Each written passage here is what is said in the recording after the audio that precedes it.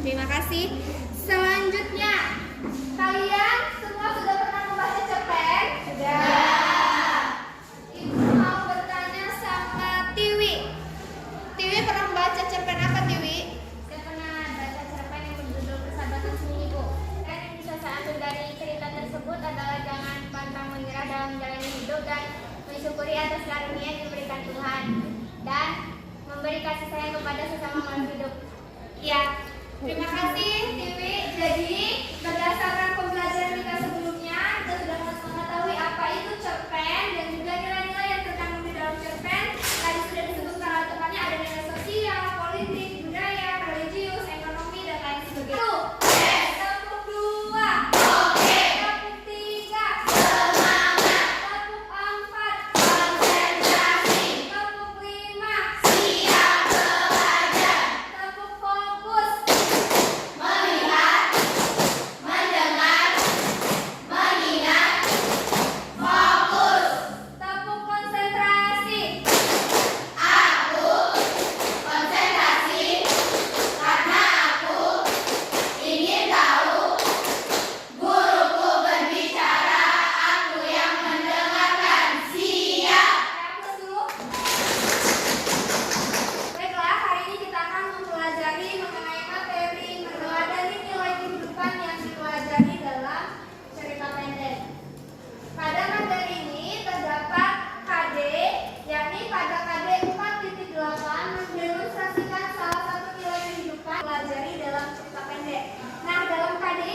terdapat 3 indikator pencapaian kompetensi yang harus kalian capai. Yang pertama, nantinya kalian akan mengumpulkan nilai-nilai kehidupan yang terdapat di cerita pendek.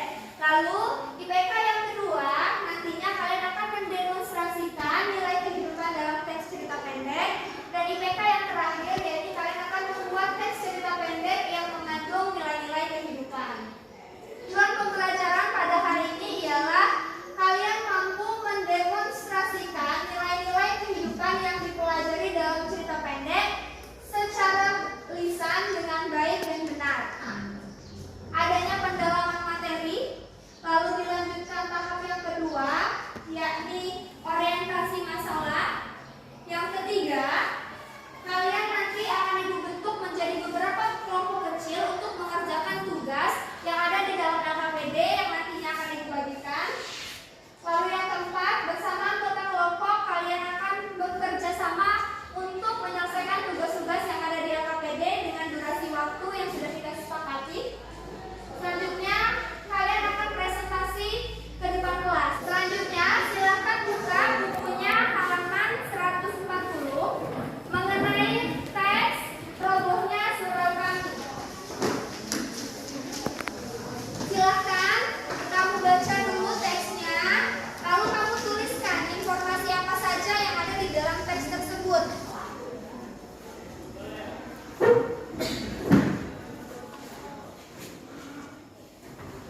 Sudah dibaca?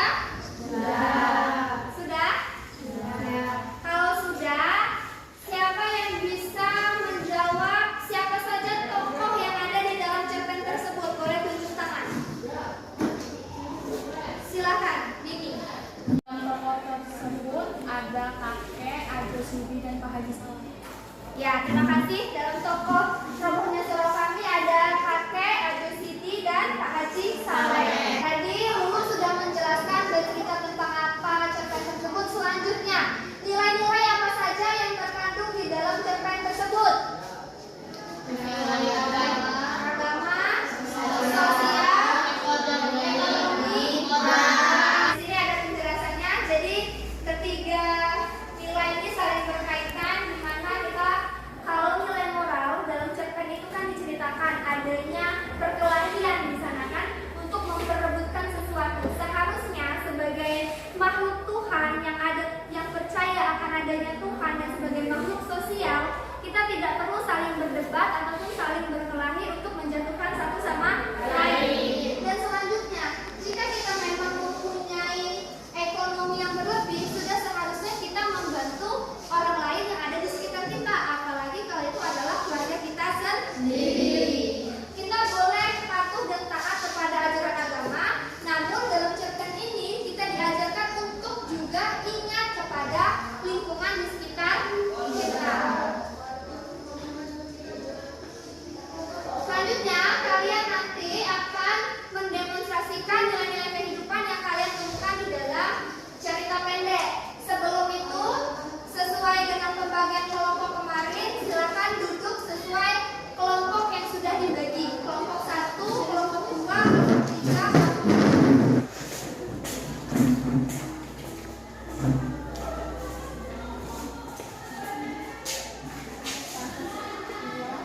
Nah, perhatikan, ada beberapa tahapan yang bisa kamu lakukan untuk nanti bisa mendemonstrasikan nilai-nilai kehidupan di dalam cerpen. Yang pertama, kamu cari dulu nilai-nilai kehidupan yang ada di dalam cerpen. Mencari nilai kehidupan seperti tadi, analisis berdasarkan tindakan dan dialog tokoh, dan juga narasi yang dituliskan oleh penulis. Silakan kamu analisis nilai-nilai kehidupannya, kamu catat dulu di buku. Setelah itu, seperti yang sudah dijelaskan kemarin, kita boleh menggunakan 2 aplikasi, yakni aplikasi Canva dan juga aplikasi Anilit. Pertama, kamu pilih template yang menarik, kamu bisa hias dengan sekreatif mungkin untuk menuliskan hasil diskusi kamu di sana. Lalu setelahnya, template-template tadi kamu ubah menjadi bentuk PDF, baru kita masukkan ke dalam aplikasi Anilit. Jadi nanti begitu tampil ke depan, hasilnya itu seperti buku. Bisa dipahami? Bisa. Bisa dipahami seperti buku, lalu setelahnya boleh dibentukkan seperti ini. Nanti disalin ke Canva ya, Nat. Udah bisa? Udah. Nah, nanti gambar atau fontnya bisa kamu ganti aja sesuai kebutuhan ya.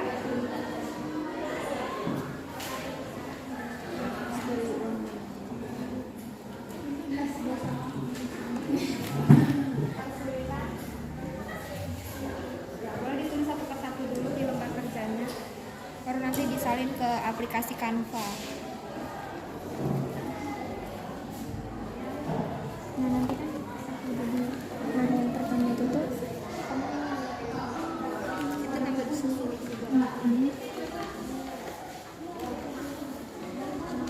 Jadi udah dianalisis kan, sudah disalin ke Canva, baru nanti setelahnya diubah ke file PDF. Gimana caranya? Bisa klik di browsernya, cari aja pakai PDF. Nanti masukkan satu persatu, pilih JPEG, terus ke PDF. Jadi JPEG jadi PDF. Paham ya? Pilih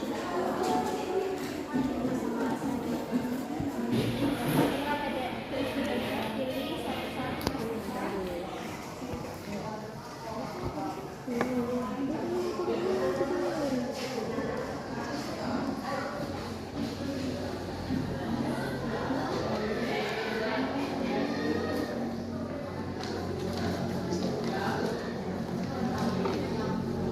Yang lain sudah selesai? Sudah dijadikan PDF semuanya? Sudah buka aplikasi Enilink, masukkan email kalian yang sudah ibu ajarkan kemarin, lalu pilih file PDF yang sudah kalian buat tadi. Nah, download PDF-nya. Selanjutnya buka Enilink di tab baru di sini.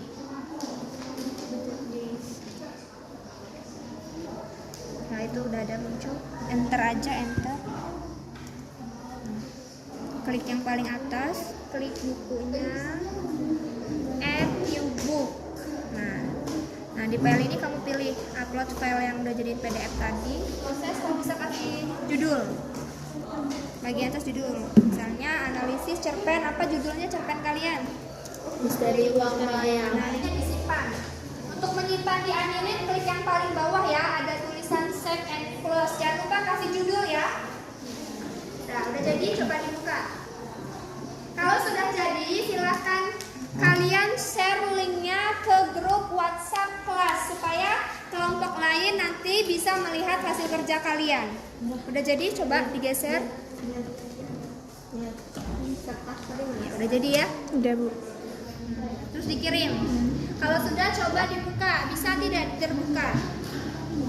Bisa dibuka di HP. Yang lain coba lihat, kelompok 1 sudah mengeser hasil kerja kelompoknya, dibuka. Bisa dibuka? Bisa dibuka? Coba lihat dulu. Oh ya, ini coba lihat. Bisa? Bu. Udah jadi tampilannya? Assalamualaikum warahmatullahi wabarakatuh. Sama sekali oleh gaji yang lumayan besar seperti yang didapat oleh perempuan-perempuan cantik yang sering berkumpul di rumah majikannya itu, membiayai hidupnya dan menyewa sepetak kamar di pinggiran kota. Kebahagiaannya semakin lengkap setelah dari rahimnya lahir seorang anak sehat walaupun umurnya baru 16 tahun. Siti dari kelompok 2 ingin bertanya, dalam cerpen Sinar Jepit, adakah nilai politik di sana? Dalam cerpen yang kalian analisis, kelompok 2 mengatakan ada nilai politik di sana. Silakan dijawab. Izin menjawab, tidak ada, yang ada hanya nilai moral, sosial, dan budaya. Selanjutnya kelompok terakhir yaitu kelompok 3. Silakan bersiap-siap untuk tampil presentasi. Ia segera keluarkan tape recorder dan iPad-nya. Kaila memfoto segala hal yang sedang terjadi dan segera merekam pembicaraan Pak Joko dan orang-orang itu. Berdasarkan kutipan pada cerpen di samping, Kaila terlihat kreatif meskipun usianya masih kecil dan masih sekolah di sekolah dasar.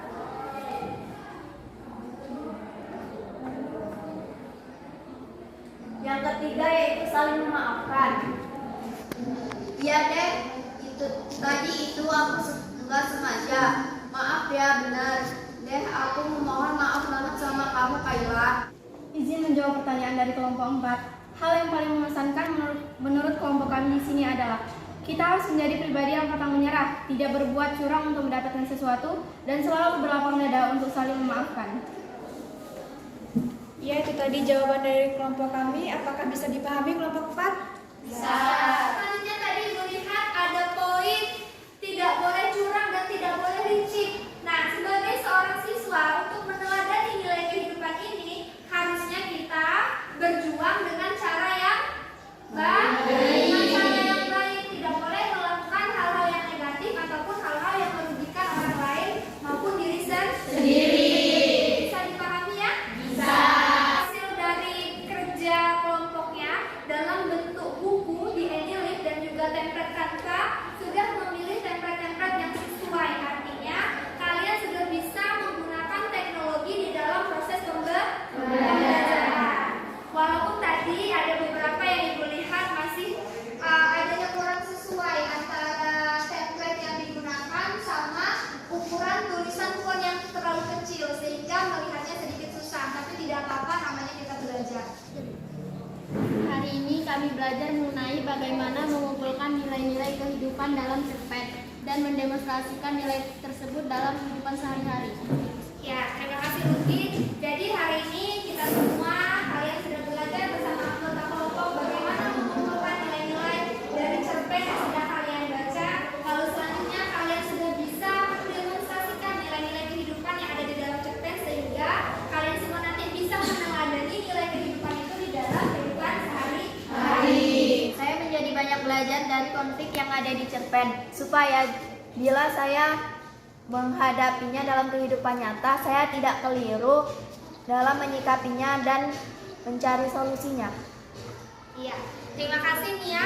Jadi menurut Nia, hal paling menarik dari proses pembelajaran hari ini adalah Nia itu banyak belajar bahwa dari cerita kehidupan yang ada di cerpen itu menjadikan kita untuk selalu mawas diri dan bisa bersikap bijaksana. Ketika nantinya kita menemukan masalah atau peristiwa yang sama seperti yang diceritakan di dalam cerpen. Tadi di dalam cerpen yang Salwa analisis ternyata Salwa tidak menemukan nilai budaya di sana ya, begitu.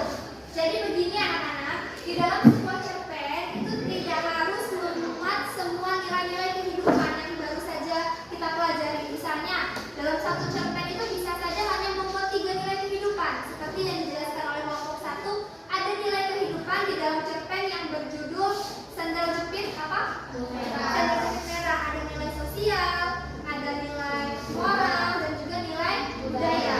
Nah, kalaupun di kelompoknya Salwa, kelompok 2 itu hanya menemukan nilai religius dan juga nilai sosial, tidak ada nilai budaya, tidak jadi masalah, tidak harus dibuatkan kalau memang tidak ada. Kalaupun ada dan kamu merasa kesulitan untuk menafsirkan kata-katanya, jadi kamu bisa analisis berdasarkan narasi. Narasi itu adalah teksnya. Misal, ini yang disebut dengan narasi. Bagian-bagian teks yang dituliskan oleh penulis. Misalnya di situ penulis menceritakan bahwa di masyarakat Lampung sebelum memulai suatu acara itu selalu menggunakan kata tabibur dan dijawab oleh tamu para undangan dengan termasuk budaya. Nah, budaya itu biasanya suatu kebiasaan yang sudah disepakati bersama oleh masyarakat setempat. Nah, selanjutnya pada pertemuan hari Selasa kita akan membahas masih dalam materi yang sama, yakni cerpen, namun dalam KD yang berbeda. Kita akan membahas mengenai KD menganalisis unsur-unsur teks cerita pendek. Jadi silahkan kalian pelajari dulu materinya di rumah, bisa dengan membaca pada buku pegangan kalian atau buku praktek kalian atau mencari referensi di internet ataupun sosial media. Jadi sebelum kita bahas materinya pada pertemuan hari Selasa, kalian bisa belajar dulu terlebih dulu di rumah. Bisa